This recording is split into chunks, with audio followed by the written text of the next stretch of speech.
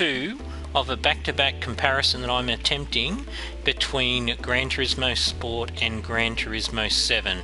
I recommend that you stop watching this broadcast now and jump back into YouTube and search for part 1. Just search under Iflowboy or Warped Drive, and it's titled Warped Drive GT Sport back-to-back GT Sport GT7 back-to-back comparison by Iflowboy, and was dated today as well, being the 26th of March. I finished it about 15 minutes ago now, maybe somewhere between 10 and 15 minutes, and what I've been doing before I started the broadcast is setting things up in Gran Turismo 7. So you can see by the screen I'm now in Gran Turismo 7, and what I've done is I've gone in and set up the car. So all the car's settings now are as close to the Gran Turismo 7 that I can make it, and I'll just quickly give you a bit of visibility of that. Rather than have you sit through me doing it, I thought I'd do it first and then I can just quickly show you. So this is the settings, and if I jump, and I'm sorry you'll see blue screen here, I don't know whether you'll see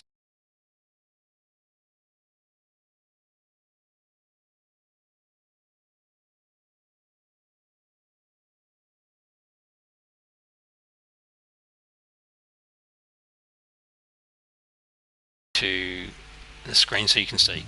So what I've done is effectively I have, as accurately as I can, mirrored the settings. If you go and watch part 1 that I mentioned a minute ago, you will see that the gearbox and the suspension settings and the power settings are as close as I can get them. 702 brake horsepower in both cases, and the suspension settings are as close as Gran Turismo 7 will allow me to get them. To give you an example, the ride height is identical, the anti-roll bar settings for front and rear are identical, the natural frequency isn't the same there. I need to fix that. That's right, I can't get it any lower than 2 and 2.2. It should be 1.8 front and rear. The camber angles are exactly the same, and the toe angles are exactly the same. The diff settings that you can see here in terms of the sensitivity, etc., they are identical, and the gearbox, as close as I can make them, are matching in speeds. Now the ratios, I can't say for sure that they're definitely the same, because here I can see that the top speed automatically adjusted is sitting at 350, but in Gran Turismo Sport it would not let me see what the standard setting is in the normal default gearbox settings. So that may be different. Other differences that we need to be mindful of is that in Gran Turismo 7 you can actually buy extra parts, and so therefore whilst you have, you power up your power and your whatever in in Gran Turismo Sport, you go in and you buy your bits and pieces, but effectively I have tried to mirror this car as identically as I can specify it to Gran Turismo Sport. And look, the real key of this exercise is just to highlight what I'm finding are the differences in grip and steering feel. And so it's going to be very interesting now to see, and if you watch part 1, you'll see that I'm going through some of the corners in Tokyo where I'm absolutely stomping the throttle when I don't have the steering straight, i.e. there is still some lock on, and that will always, if you like, induce a bit of oversteer in a rear engine high powered car, and this is running 702 brake horsepower, so it's got a lot of power for the weight. And the other thing is I was holding my foot flat through a number of corners, so in my past experience running in Gran Turismo 7 in this car I wasn't able to do that. So again, this will be an interesting test. Now what I do need to do is I now need to go in to the lobby area, so let me get out of here, and you can see it's the same car, the Firestone car, ZLE 1LE package car. You can see it's there, so it's the same car. So now what I'll be doing is I will set up a lobby, and it'll be at Tokyo East Inner Loop, and it'll be the counterclockwise, so it runs the same way. And I don't have an existing lobby, so I have to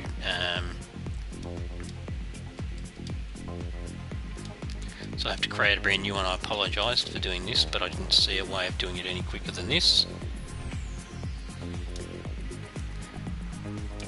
And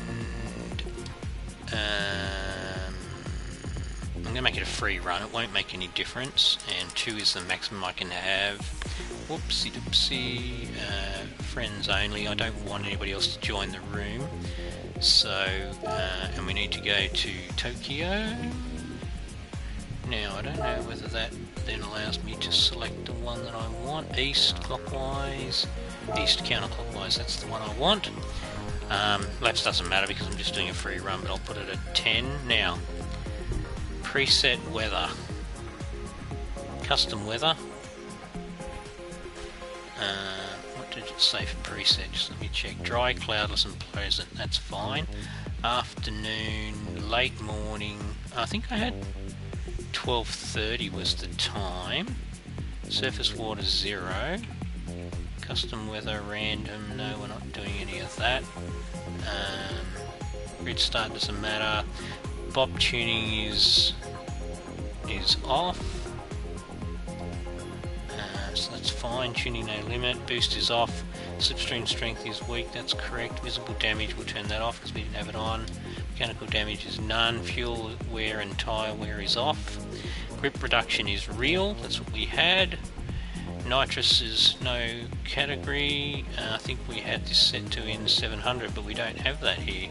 So we just have to leave it like that. PP limit doesn't matter because I know what car I'm running.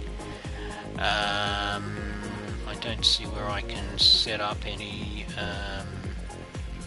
we'll turn off ghosting and flag rules, we don't need them. We'll turn all these off because we want them to be as we had them. Not that it makes any difference because my car is not running them, and ABS is... so I don't have weak ABS anymore by the look of it. So that's fine, we just have to live with that. That's an interesting point too. But I think that's probably as close as I can make the room as well. So let's create that lobby.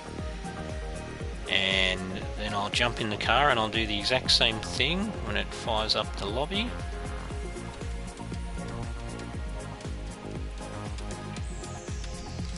I'm going to do 8 laps. Now the time that we managed in the Camaro in Gran Turismo Sport was a 1 minute 59.2, I think it was. Anyway, we've got it captured on the YouTube clip. We can go back and refer to it, but I'm pretty sure that was what we saw.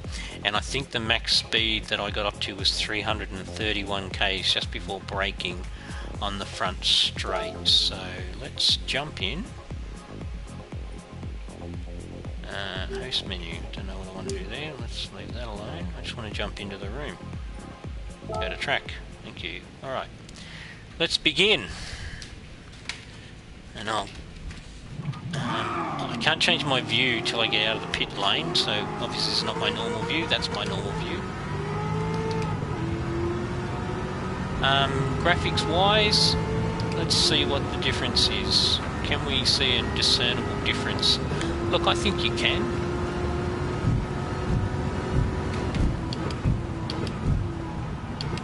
Now the one thing I didn't check is brake bias. I might have to go in and check those settings again. But there they go, that's one example of the difference in grip. You just saw then. I could flatten it out of there in Gran Turismo Sport, and that didn't happen. And I would argue that it wouldn't happen in a real car in real life, like you just saw.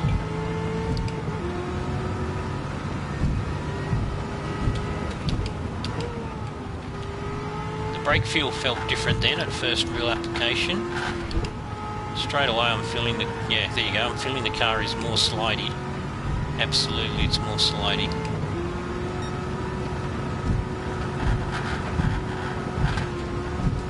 Generally the graphics are clearer, that's for sure. About the same amount of understeer.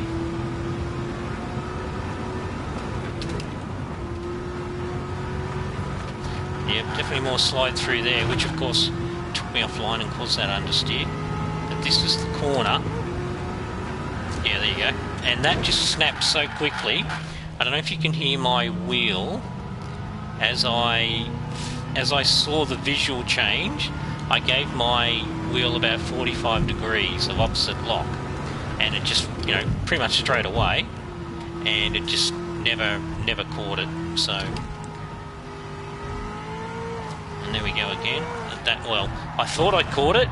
Then when I went to accelerate again, so look at the wheel, look at the tyre temps, the red. So let me just do this again because this is the outlap, so it doesn't really matter. See the red lighting up on the tyres?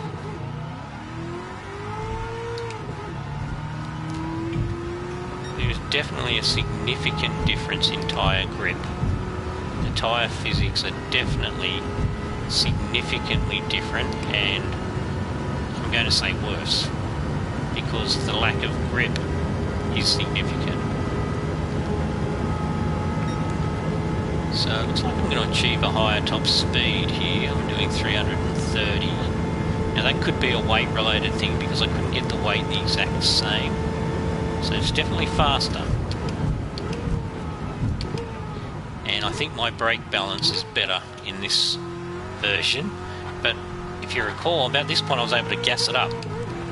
But look what happens when I do it in this game.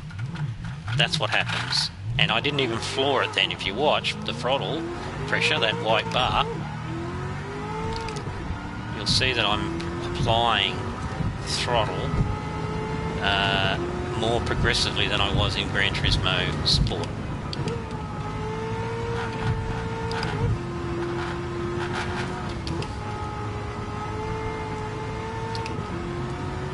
I'm going to make a lot more corrections. It's my bad, not the game.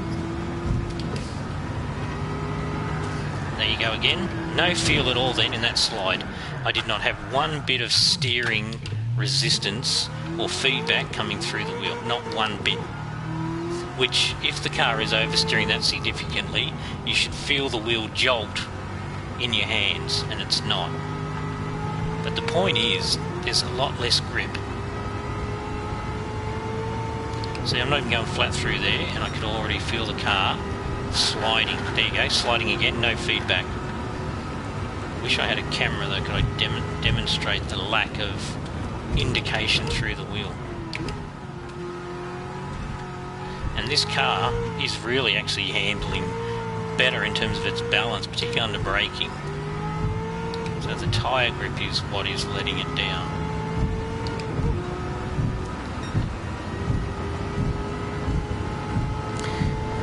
Anyway, so we're into the first time lap. We've already had two issues, if you like, or offs or spins. So obviously the lap time is not where it was in Gran Turismo Sport.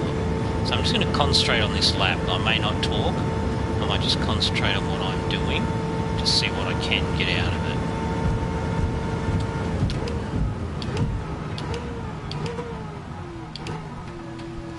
I will say it's definitely better under brakes under this current setup.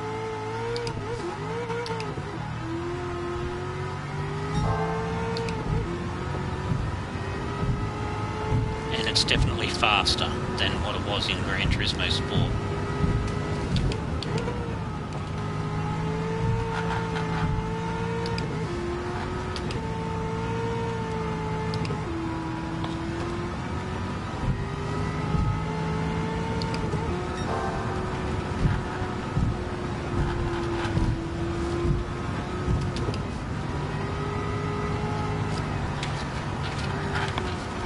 So trying to counter steer, it's virtually impossible. As soon as you see that red around those tyres, as soon as you see the red come up around those tyres, your ability to have control over the car is virtually zero.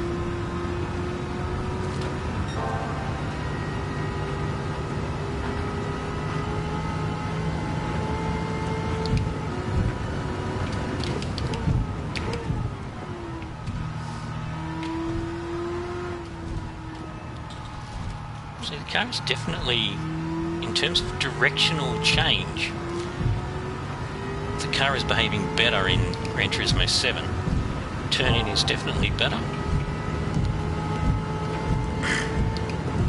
So it's not like, excuse me, this car is not set up better. It's just, to me, it's just purely coming down to two things. So we're at 2 minutes. Remember, this car is going a good 10 to 12 kilometres an hour down the straights faster. So it's obviously accelerating better as well. And it's behaving better under brakes. So you would expect that it will do better lap times.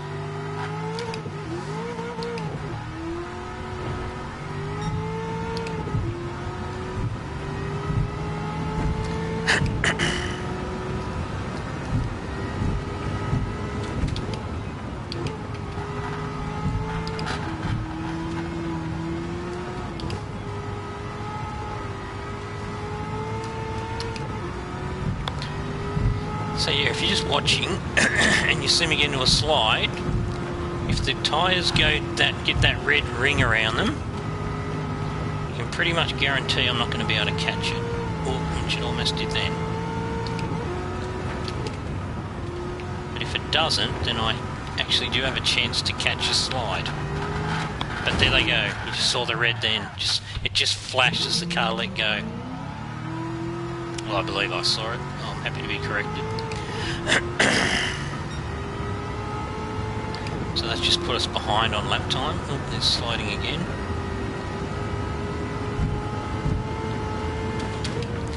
I think Polyphony need to come out and explain this. They need to be upfront with all the players and talk about what they've done with the tyre physics and what the intention they had with doing the changes to the tyre physics. Because, you know, you want to push. That's what you want to push. You want to explore the limits. But when you have a scenario where the tyres just let go like that, you can't, because you don't know. Normally in normal tyres, normal cars, you can feel when they're getting to the edge of adhesion. They don't just snap on you.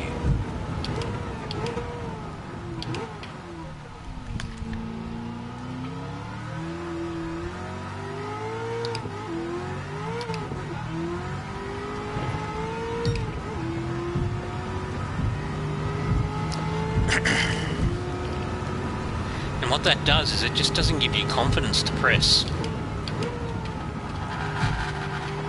But like even there, for example, I don't mind the fact that you have to adjust.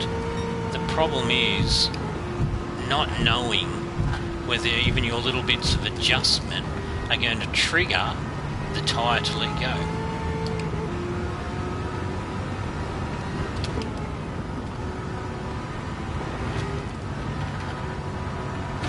Yeah, Blazer, don't get on track, mate. I'm doing a test. I don't need anybody else on track. Please.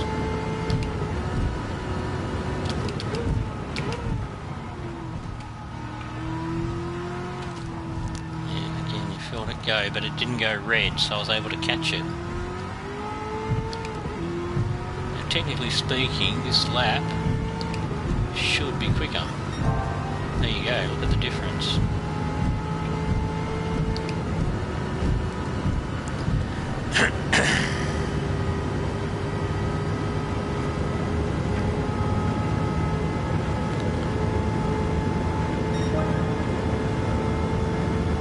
Great, no worries.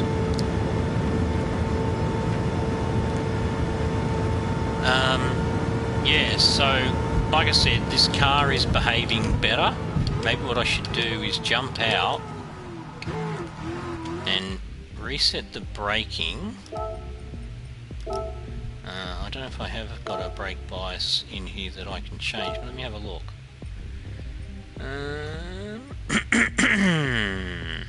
Ah, that's right, I did add ballast, didn't I? Put the weight up. I think I was running 1360, I think it was. I'm going to go with 1360. I think that's what I was running in the other car. So I'll add that weight on. I hope it was that much, maybe it was more. But it looks like I could only add 200 on anyway. And then the other thing is the brake controller. So that's neutral. Alright, so that's fine. I'm just going to assume that it's running better brakes. But I'll add that weight. That will at least do something to the car's performance, but I won't change anything else. I don't know, I have a suspicion that I was running more weight. Let me just do a check. I apologise, you're not going to be able to see this.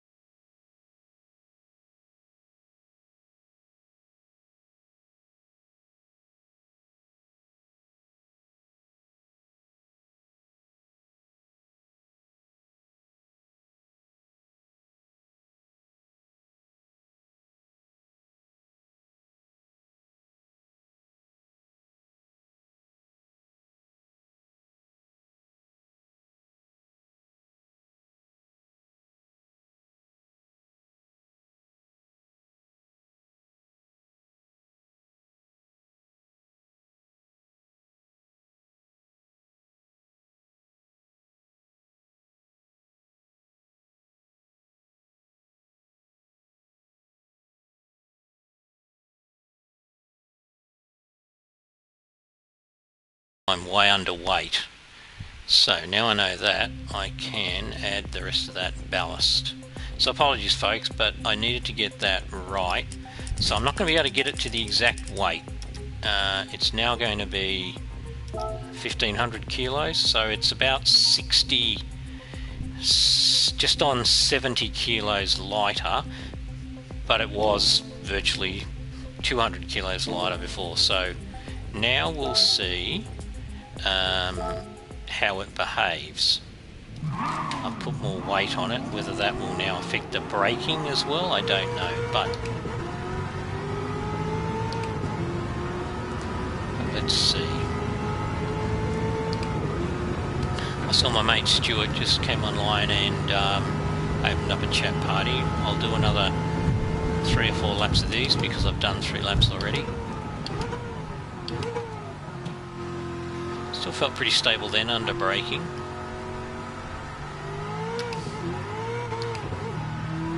See, straight away, like even then you can hear the wheel spin,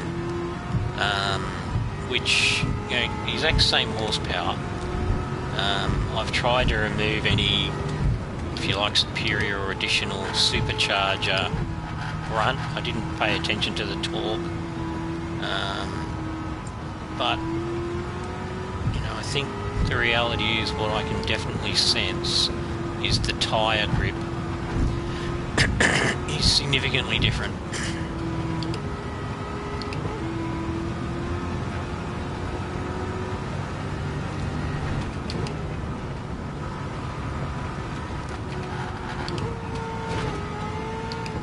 What I also don't know is when you do have ballast, because I haven't read this at all, is where it lands. Does it land at the rear end? Does it sit in the middle? How do they determine where the ballast goes? I couldn't see where it asked me where I wanted to put it, but maybe it does give me that option.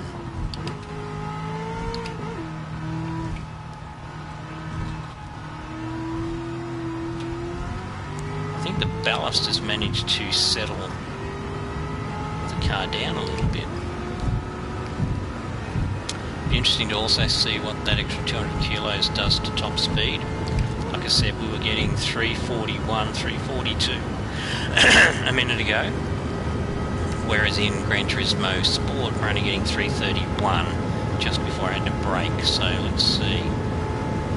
I'm still going above it.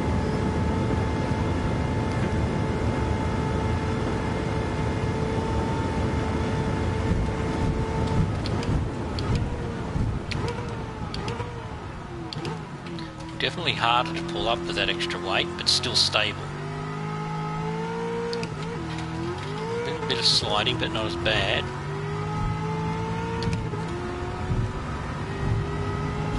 Interestingly, we got purple then too. That's probably because I was able to get the power down better. Definitely more of a slide through that corner. A slide there and a slide there. So that would have cost me a bit of time, 5 or 6 tenths at least. More than that. The understeer seems to be more pronounced. Yeah, see, there it goes. It just, when it goes, it goes. You just, the steering input's not correcting in line with the input you're giving.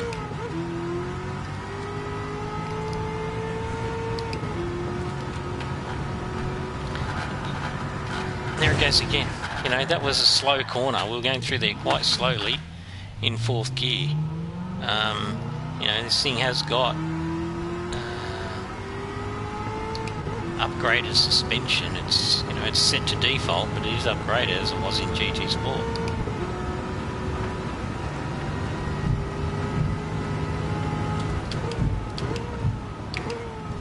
Definitely the braking has changed since I added the weight, and that's what you'd expect. It's not pulling up as nicely. So this lap is going to be rubbish. So next lap I'll concentrate and just try to do a clean lap, and we'll see.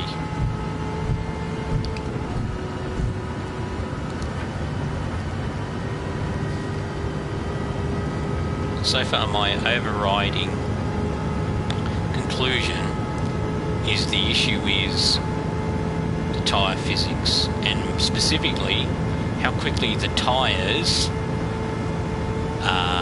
heat up and lose their viability in terms of adhesion.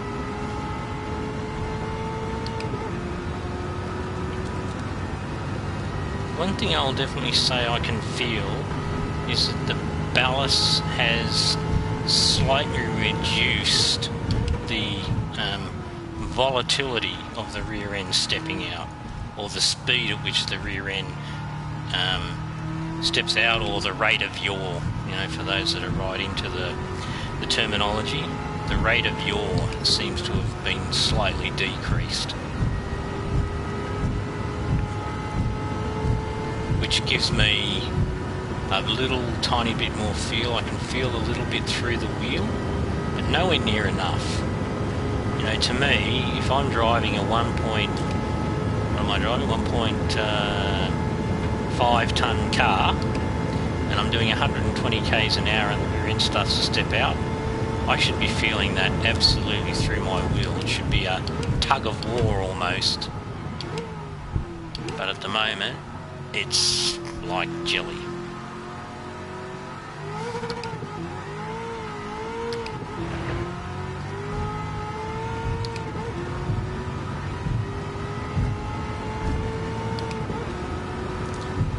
So either Logitech or Polyphony have some work to do. I suspect Polyphony have some work to do around the tyres, and Logitech may have some work to do around the steering. Logitech may turn around and say, no, our steering's fine, Polyphony Digital need to work on the steering physics.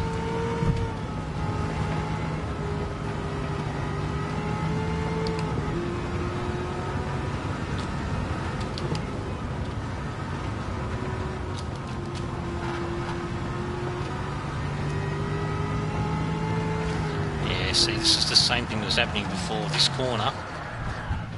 The car just doesn't like it in this game.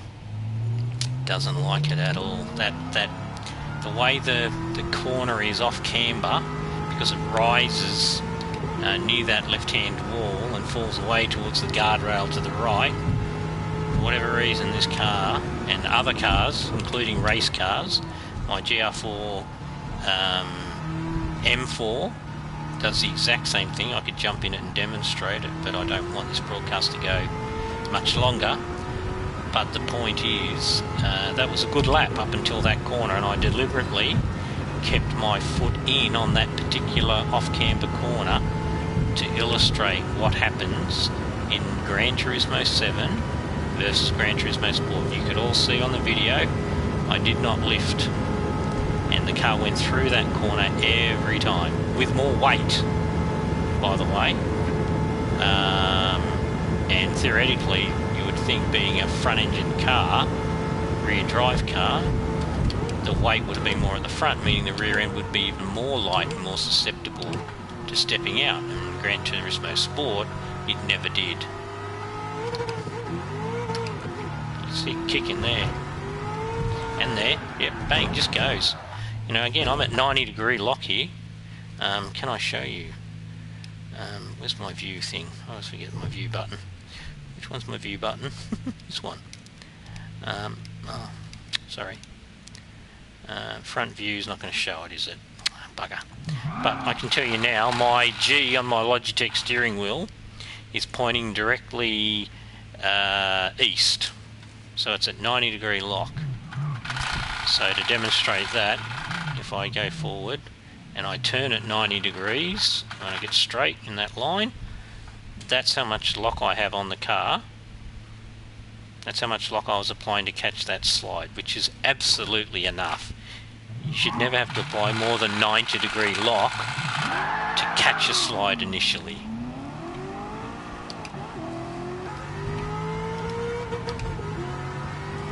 I'm going to do one more lap because I think it's been pretty obvious. And then I might jump in and do 2 laps in my M4 GR4, and I might then add ballast to it to see what difference it makes. Yeah, see, if I put full throttle through there, which I could do in Gran Turismo Sport again, the car just will not respond, it just steps straight out. So I think I've proven the point. See, there it goes again. You know, as I put my foot down even, rather than just holding it down. You can see the rear end is much looser. Now, people say, oh no, that just means it's more realistic to real life. I don't agree. Go onto a racetrack and do the same thing and see if your car just decides to go snap. You know, even a mid-engined Formula car will give you more progression than that at that speed, at that amount of steering input.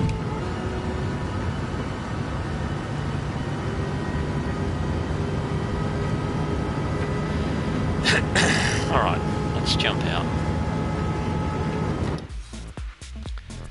And let's change cars. So I'm going to jump in. That's the car I was looking for, by the way. I don't know why it wouldn't appear in Gran Turismo Sport. Very interesting.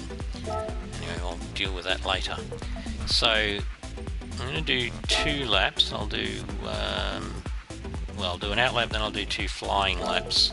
And then what I'm going to do is I'm going to add ballast just to see whether the same thing happens as what happened with that Camaro.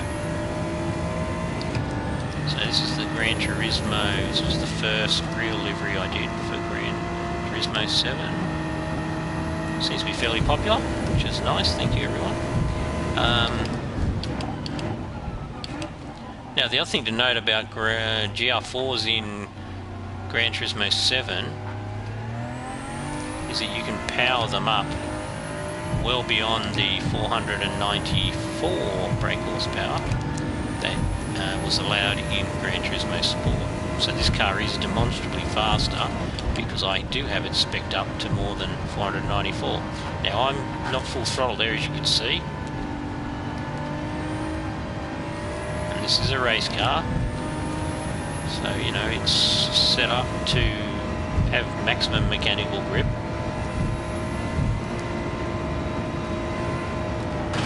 Understeer there.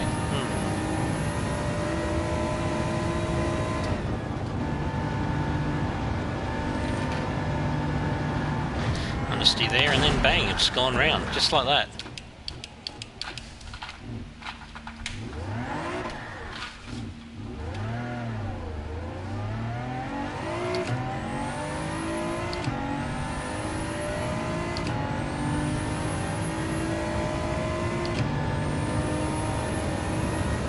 Now, if they've changed the, I guess, the setup ideology between Gran Turismo Sport and Gran Turismo 7, and if there's a valid reason for it, great. I just think it'd be a really nice idea for Polyphony to actually come out and tell people, and maybe create a site where they can talk about the differences that they've applied to the physics and what it means to your setups, so that players can get themselves in tune with the difference in the game. Just going and changing it and not saying, oh, the 7 gearbox is set too short. Hence we're hovering at 287 on the rev limiter. I think this car will be good for about 320 to 330, the current spec, but I'm not going to worry about it now. Yeah, but giving players that sort of courtesy and that heads up that you made these changes, it's kind of like, I don't know, McDonald's coming out with a new version of the Big Mac, only the new version uses tofu, and they didn't tell anyone.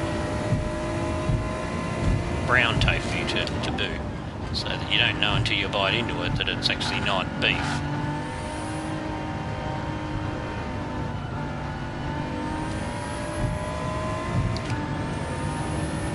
I know, fuel company like Shell, for example, turning around and saying, yeah, our V-power now isn't actually 98 RON, it's only 90 RON, or we've put lead filing in it, or something, you know, without telling us.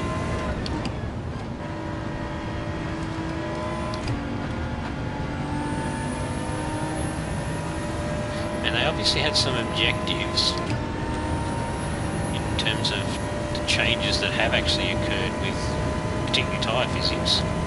So why not share what they were? Why not give players insights into it? That's how you engender loyalty across your fan base. It's how you stay engaged with your player community, by being proactive and sharing information, not by withholding it or surprising people with it.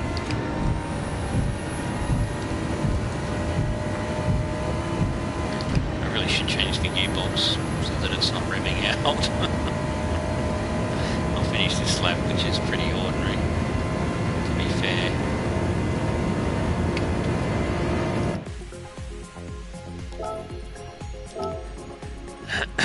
Oops, sorry.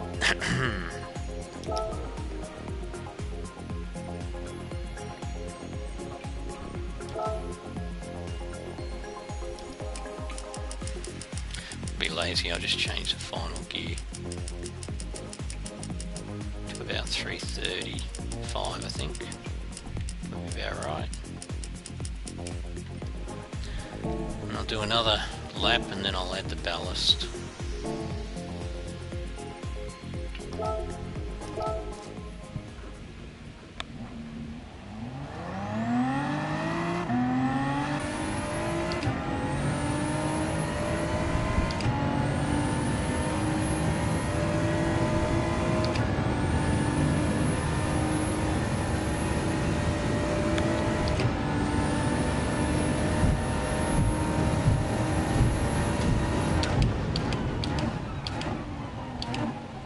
The other thing I find unusual about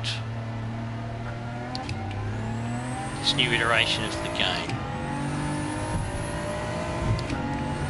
they've allowed us to power these cars up beyond their normal standard grouping specs.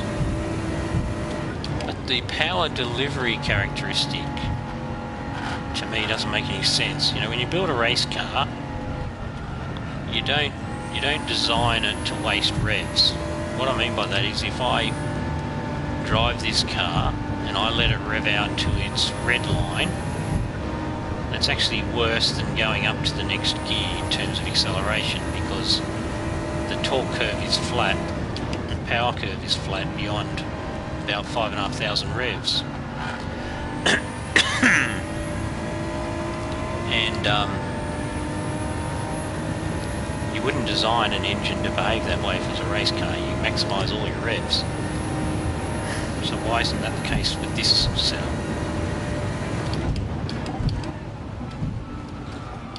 Big understeer, sorry guys. Here's the outlap.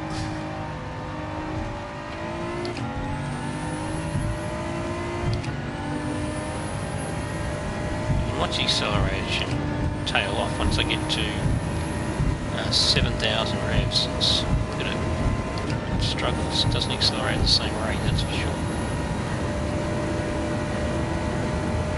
If I change gears there, I'm getting a better rate of acceleration than if I left it at 6th, for example. Which makes no sense considering 7 really is an overdrive gear.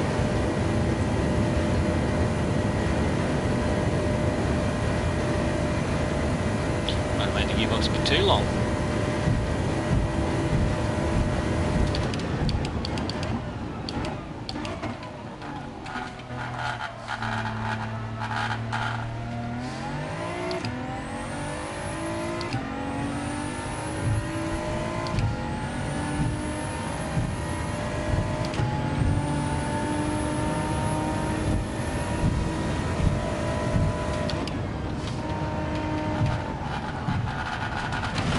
Of understeer.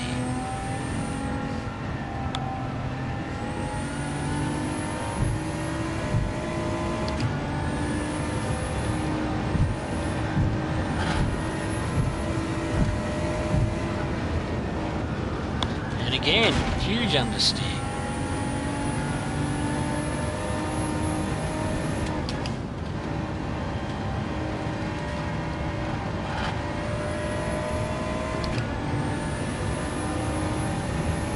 It's almost like I have to touch the brakes to shift the weight over the front axles to give them bite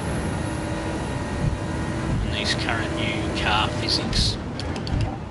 Because every time I'm... oh, that's probably not true there. But I was about to say, every time I actually did apply even the tiniest bit of braking before turn-in, the car was more compliant than if I was just easing off or coasting a little bit.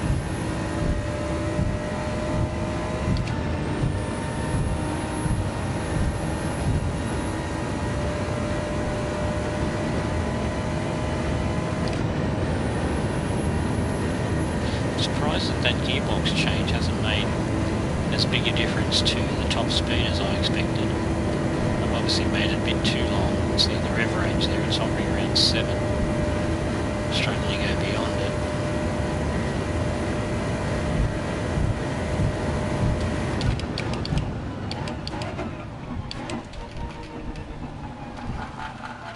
But even there, like, it's not turning in like you would expect a Group 4 car to do.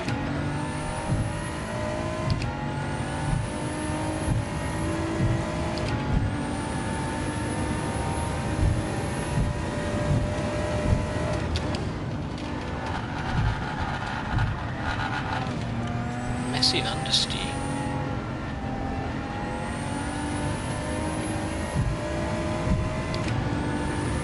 So if I dab the brakes there, difference in the turn in. Same here. Again, car complies. And it's not like I'm knocking off lots of speed.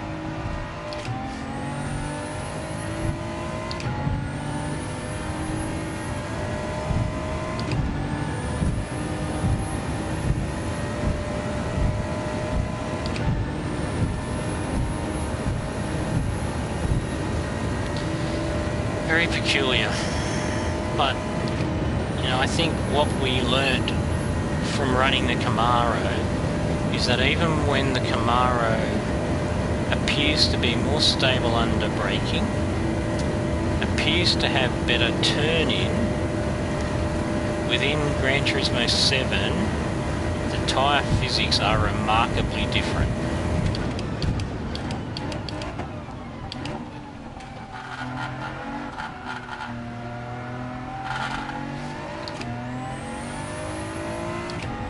And that's a concern, because if you don't have the confidence to tip the car in under half throttle, 3/4 throttle, again the opposite on this car, then you can't push, and so you can't, you cannot test the limit, because you can't get close to the limit without it just snapping on you. Alright, so look, I hope if you've watched this you've found it somewhat beneficial. If you're like me and you are disgruntled with several aspects of Gran Turismo 7, jump onto Facebook. There are lots of community pages. PlayStation has a page where you can leave comments as well. You know, there are some good things to Gran Turismo 7, and I've pointed them out in my previous review of it. I think the livery editor tool has certainly made significant advances. Not so sure about some elements. Some elements I understand why they've changed them, but ultimately this is a driving game, and people get the most enjoyment out of it when they're driving. And if that experience is terrible, it kind of paints the brush across the whole game, and not necessarily in a nice colour. So I really hope that the guys in the Polyphony team are working hard to deal with the steering feel from at least the 923 wheel, and also the tyre physics, because yeah, they are certainly causing angst and frustration amongst all of your drivers. With that, I am going to end the broadcast. Wish you all a happy and safe Saturday/Friday night, depending on where you are. And we'll see you again in the near future. Please subscribe. Please leave a comment.